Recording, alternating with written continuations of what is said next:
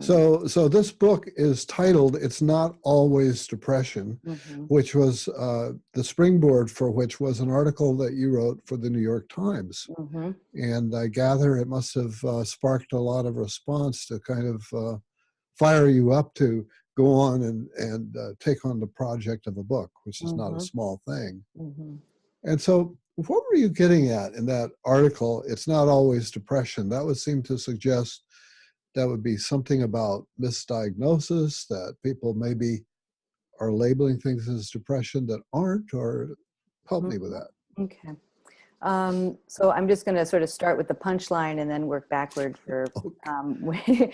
which is that I think in our culture, depression and anxiety are rampant, and often people think that's the end of the story. I'm depressed. Okay, so Mm. now what can I do? I can take some medication to be undepressed. And there's some things, I can go for some therapy to get support. Same thing with anxiety. And what I guess, if there's anything to take away, is that I want people to know that's the beginning of the story, not the end of the story.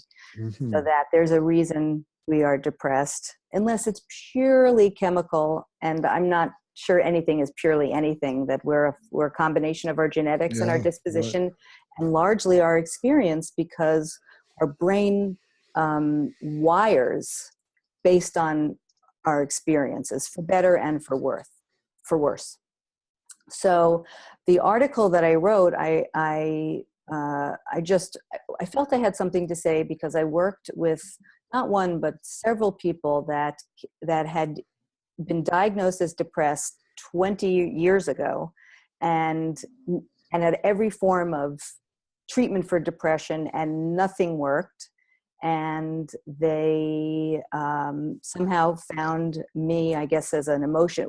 I think in my website, I talk about childhood trauma, and Uh-huh. that must resonate. And the people that came were like, okay, that resonates.